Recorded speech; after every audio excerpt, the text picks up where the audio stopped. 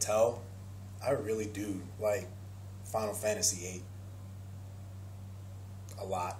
What I want to talk about is, I looked through the comments and stuff, and I saw through suggestions, and I saw somebody was like, oh, you should do Incarnate Dragons to talk about them. Now, me personally, last format I played Chaos Dragons, so I was like, oh, I heard about them, but I didn't really look into them, so I did myself a little research, read, watched videos on it and stuff like that, so I can form somewhat of an opinion on it. Right off the bat, I mean, they're good. They're good.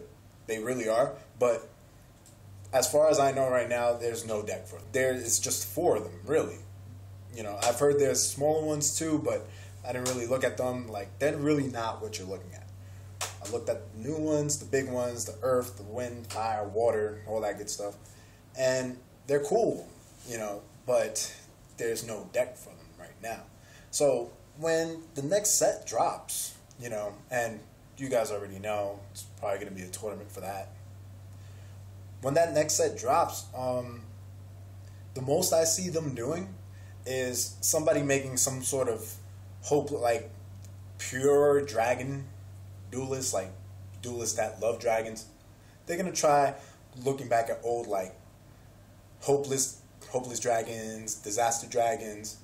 They're gonna look at those old builds and just try to figure something out with them, and they'll probably do it with some degrees of success, but it's probably not going to be much besides, casual play.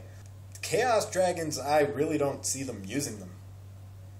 There's no room. Like, I guess you can, because, the Chaos Dragon deck, it doesn't really run spells besides the Lightsworn engine milling stuff and the random things that people just tech in. But outside of that, I could see them running it in that, but it's just, to me, it feels like there's already tight enough space. And it's funny because even with Red Eyes Darkness at 1, if it looked, I thought, I was like, oh, some stuff that we could put in there, but I don't really see them doing anything.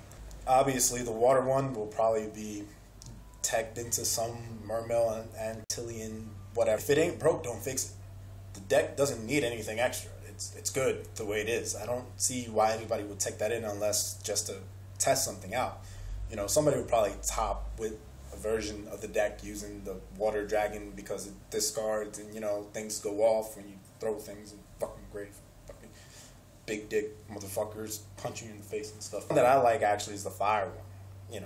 It's pretty cool. But the thing about all the dragons is they're all fair, which is what Konami's really been doing with all their cards. They're trying to make them fair. The Prophecy monsters, yeah, it's busted, but it's fair because it would be, if they were worded any differently, it would be a lot worse, as if it wasn't bad enough. They're all level 7, which counts for something. So, the earth brings back stuff from the grave, the fire blows shit up, the wind searches more fucking dragons, and the water just discards and stuff like that, and they can all be special summoned. But the funny thing is, honestly, out of all 4 of those things, the people will find builds, they're good, they'll figure something out, I'm trying to think of things I could do, but nothing really comes to mind. But the one thing that people haven't really been looking at is that there's a dragon trap card, like Dragon's Retribution or something like that. I don't know, I'll post it once I remember it, but basically it's like a normal trap card that says, return 1 removed from play dragon from, one dragon that's removed from play, return it to the hand. That, to me, actually, that caught my attention more than the actual elemental things. Elemental things were cool to look at. I was like, you know what, that's awesome, but they're going to need a deck, and not all the pieces are there. But that dragon card, I already see, probably nobody's going to run it because, Chaos Dragons don't run back row. However, considering the fact there's only 1 Red Eyes Darkness Metal, and this card says, put them back to your hand, because playing Chaos Dragons, there's nothing more fun, which I always used to do, than having them send Eclipse Waver into the grave and removing the Red Eyes, and then on my turn, I take the Eclipse Waver, overlay into something, keep it hostage, and then when it goes to their grave, they have to remove again, and now that Red Eyes Darkness Metal is just banished. and then set the card, and then, you know, you draw and you special summon the monster, and you're playing Chaos Dragons, and then you go, oh, flip, oh, Red Eyes Darkness Metal to my hand. You're already used. I'm going to remove you and summon him and Light Pulsar and all this other nonsense, and now you're dead. Minus a Mirror Force or a Dimensional Prison or something torrential or something like that. Yeah, like I said, elementals, they're good. I like them. They're gonna do, people are gonna find interesting things to do, but they're just like a pure elemental deck, not here yet.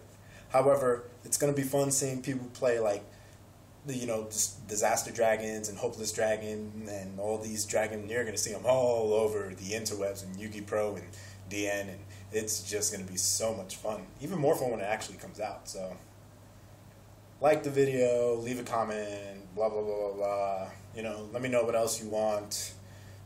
It's only a few more days till the end of this month's tournament, you know, and keep posted because it's gonna be a lot more stuff. All right. Yep. Elemental Dragons are the shit.